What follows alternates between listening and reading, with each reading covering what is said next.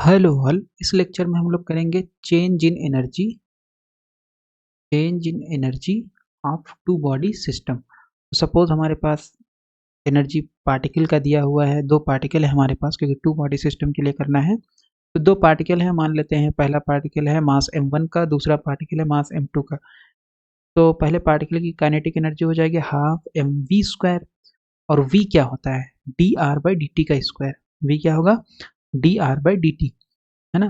तो अब नोटेशन हर जगह डी बाई डी टी लिखना क्योंकि बहुत ज़्यादा लंबा हो जाता है, तो इसलिए उसको क्या किया जाता है, एक डॉट से रिप्रेजेंट कर दिया जाता है। तो डॉट का मतलब क्या है, अगर एक सिंगल डॉट है तो इसका मतलब है कि एक बार टाइम के रिस्पेक्ट में डिफरेंशिएशन। तो ये टर्म जो है ये क्या बता रहा है, kinetic energy of mass m1 क्या होगा, हाफ m1 v1 स्क्वायर, और v1 कितना हो जाएगा D R one by D T. ठीक है। फिर दूसरे पार्टिकल की kinetic energy half M two V two square, V two कितना हो जाएगा D D R two upon D T. ठीक है, और क्योंकि डॉट लगा देंगे इसका मतलब हो गया एक बार टाइम के रिस्पेक्ट में डिफरेंशिएशन। पोजीशन का एक बार टाइम के रिस्पेक्ट में डिफरेंशिएशन करेंगे तो वेलोसिटी देगा। यहाँ पे पहले पार्टिकल का पोजीशन का अगर एक बार टाइम के रिस्पेक्ट में डिफरेंशिएशन करेंगे तो पहले पार्टिकल का पोजीशन देगा। Minus G M one M two upon R. ठीक है, minus G M one M two upon R. तो ये क्या है, ये है ग्रेविटेशनल पोटेंशियल एनर्जी। तो हमारे पास दो पार्टिकल हैं, तो पहले पार्टिकल का हो जाएगा पोटेंशियल, पहले पार्टिकल की काइनेटिक एनर्जी, दूसरे पार्टिकल की काइनेटिक एनर्जी, फिर उन दोनों के बीच में फोर्स जो लग रहा है उसके कारण gravitational potential energy minus G M one M two. यही होता है टोटल एनर्जी किसी सिस्टम की कितनी होगी, kinetic energy plus potential energy. फिर हमारे पास एक एनर्जी दिया हुआ है E1 half M mu R dot square. तो यहाँ पे भी आर आया, तो ये बेसिकली आर क्या है, पहले पार्टिकल के पोजीशन वेक्टर को दूसरे पार्टिकल के पोजीशन वेक्टर से घटा दो, यानी सेपरेशन वेक्टर। इसका क्या नाम है, सेपरेशन वेक्टर, है ना, R one minus R two. तो आर क्या हो जाएगा, ये जो वेक्टर है इसका मैग्नीट्यूड। ठीक है, ओके। सो ई वन बराबर हमारे पास हो गया half mu R dot square.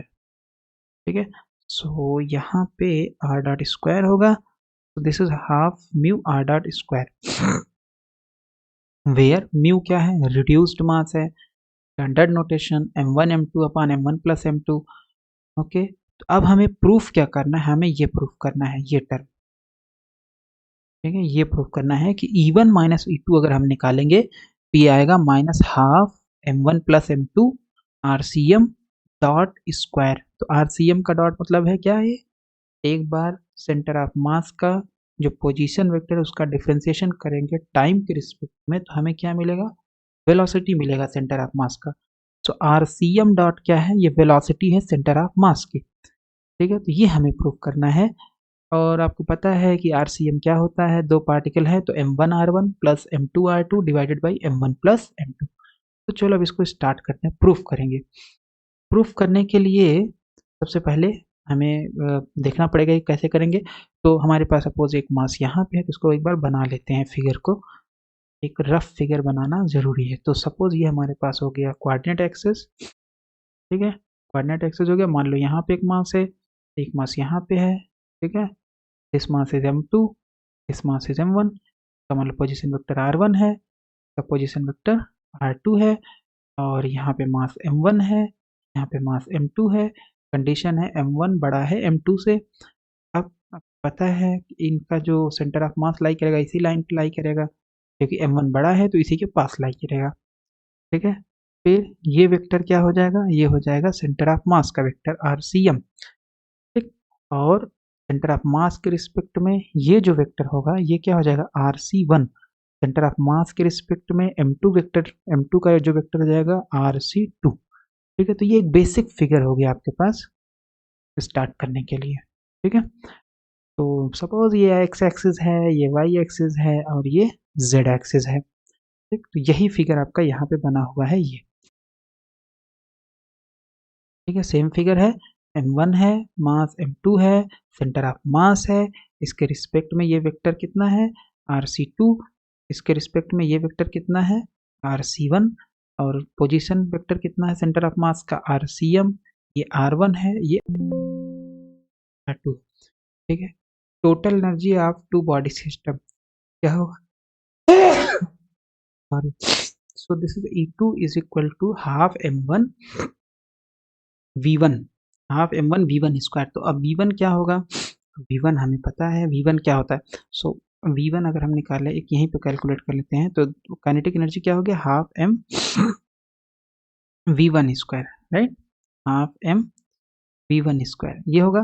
लेकिन हाफ M M1 V1 कितना हो जाएगा, dr1 अपान dt, dr1 अपान dt का स्क्वायर। अब dr1 अपान dt को हम लिख सकते हैं हाफ M1, क्योंकि हर बार d बाई dt लिखेंगे तो एक्सप्रेशन बहुत लेंदी दिखेगा, तो इसलिए हम इसको सिंपल एक डॉट से रिप्रेजेंट कर देंगे। dr1 बाई dt को क्या करेंगे, एक डॉट से रिप्रेजेंट कर देंगे। सो this is half M1 r1 dot का स्क्वायर, ठीक है। तो ये वेलोसिटी है, r1 डॉट मतलब पहले पार्टिकल की वेलोसिटी, ठीक है। और फिर plus half M2 r2 dot square, दूसरे पार्टिकल की वेलोसिटी, फिर दोनों के बीच में जो ग्रेविटेशनल पोटेंशियल एनर्जी होगी, minus G M1 M2 upon R, ठीक है, minus G M1 M2 upon are.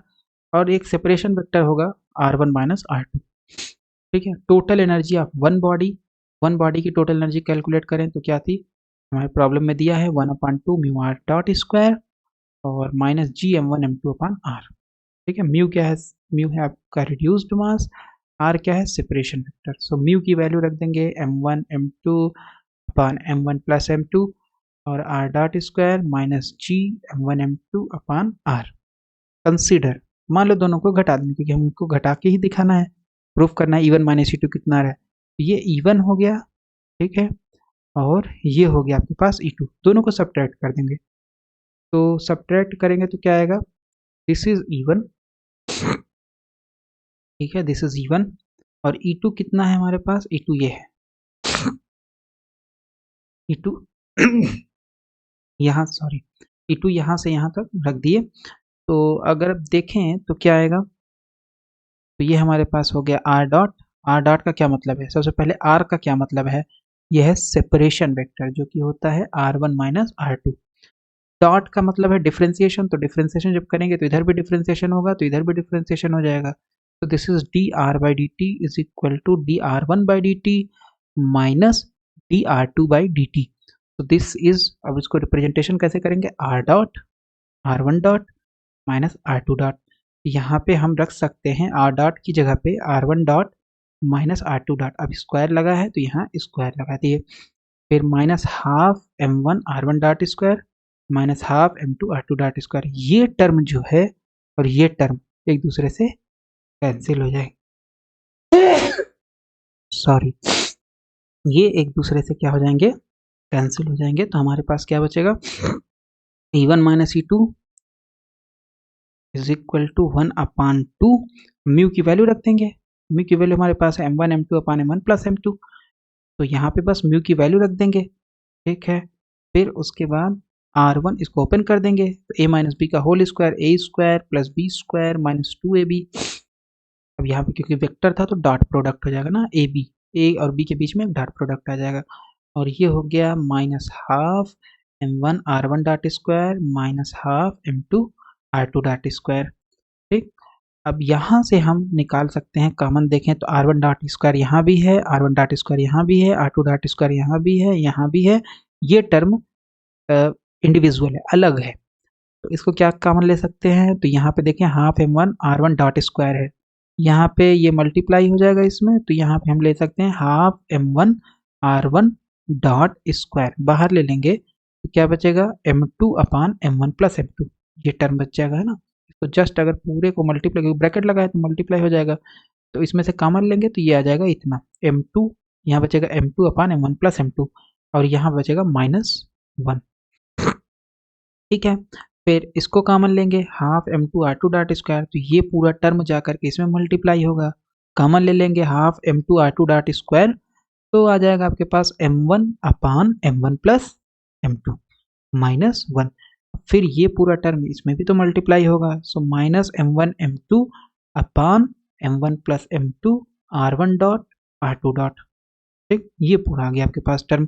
तो अब इसको सॉल्व कर लेंगे, बहुत आसान है, यहाँ पे 1 मान के एलसीएम ले लोगे तो ये आ जाएगा M1 प्लस M2 के यहाँ मल्टीप्लीकेशन हो जाएगा, और M2 आपका पहले से है, तो जब मल्टीप्लीकेशन होगा यहाँ पे तो ये हो जाएगा -m1 -m2, ये और ये ऊपर कैंसिल हो जाएगा न्यूमरेटर में, तो न्यूमरेटर में बचेगा -m1। न्यूमरेटर में क्या बचेगा, इस ब्रैकेट को सॉल्व करेंगे तो -m1, और डिनोमिनेटर में क्या बचेगा, m1 plus m2 plus half आ गया m2 r2 dot square, so this is m2 r2 dot square. अब यहाँ पे बाहर ले लेंगे फिर से एलसीएम, तो अब यहाँ पे ये माइनस मल्टीप्लाई होगा, -m1 -m2, जब एलसीएम ले लेंगे तो m1 है तो ये आ जाएगा -m2, इस ब्रैकेट का मान कितना आ जाएगा, -m2 upon m1 plus m2। ठीक है, फिर इसको तो कुछ कर ही नहीं सकते, इसको ऐसे छोड़ देंगे। ठीक है, ये हमारे पास आ गया -m1, यहाँ पे है तो मल्टीप्लाई होगा, सो this is -half m1 square r1 dot square upon m1 plus m2। ये कितना हो जाएगा, -half m2 square r2 dot square upon m1 plus m2, और इसको तो कुछ कर ही नहीं सकते हैं तो इसे ऐसे ही छोड़ देंगे, ये आ जाएगा। सो दिस इज इक्वेशन नंबर 1। और सेंटर ऑफ मास हमें पता होता है क्या होता है, क्योंकि हमें इस फार्मूले को लाना है सेंटर ऑफ मास के टर्म में, प्रॉब्लम में दिया हुआ है, इसको प्रूफ करना है in terms of centre of मास। अब थोड़ा सेंटर ऑफ मास हम देख लेते हैं, ये होता है, जब डिफ्रेंसिएशन करोगे तो क्या होगा, डिफ्रेंसिएशन करोगे क्योंकि ये पूरा कांस्टेंट है, बाहर आ जाएगा तो डिफ्रेंसिएशन केवल इसका होगा और केवल इसका होगा, बाकी सब कांस्टेंट है। तो यहाँ पे डॉट लगा दो, यहाँ पे डॉट लगा दो, यहाँ पे डॉट लगा दो, हो गया। तो इसका मतलब RCM का डॉट यानी सेंटर ऑफ मास की जो वेलोसिटी हो जाएगी वो हो जाएगी m1 r1 dot plus m2 r2 dot upon m1 plus m2। इसका स्क्वायर निकालो, स्क्वायर करोगे तो ये हो जाएगा, दोनों साइड स्क्वायर होगा, इधर स्क्वायर करोगे तो इधर भी स्क्वायर हो जाएगा, तो हो जाएगा RCM dot square is equal to m1 r1 dot plus m2 r2 dot upon m1 plus m2 का होल स्क्वायर। तो इसका स्क्वायर जब खोलोगे तो a plus B whole square से हो जाएगा a square plus B square plus 2ab, ab क्योंकि ये वेक्टर है तो यहाँ पे एक डॉट प्रोडक्ट आ जाएगा। ठीक है, और नीचे का स्क्वायर करेंगे तो ये ऐसे ही रहेगा, तो इसका मतलब ये आएगा RCM डॉट का स्क्वायर। तो हाफ अगर ले लें, यहाँ पे हाफ से मल्टीप्लाई कर दे दोनों साइड, ये हो जाएगा m1 square upon m1 plus m2 का whole square, m1 square upon m1 plus m2 का whole square into half, half हमने मल्टीप्लाई किया है दोनों साइड में, यहाँ पे हो जाएगा m2 square upon m1 plus m2 का whole square r2 dot square, r2 dot square, और फिर एक हाफ आ जाएगा कि हमने मल्टीप्लाई किया। सिमिलरली यहाँ पे हाफ आएगा, कैंसिल हो जाएगा, और यहाँ आ जाएगा m1 m2 upon m1 plus m2 का square r1 dot r2 dot. ठीक है, माइनस भी मल्टीप्लाई कर देते हैं तो माइनस यहाँ आ जाएगा, यहाँ आ जाएगा, यहाँ आ जाएगा, सो this is -half RCM dot square -half m1 square r1 dot square -half m2 square r2 dot square upon m1 plus m2 minus m1 m2 upon m1 plus m2 का square r1 dot into r1 dot r2 dot sorry.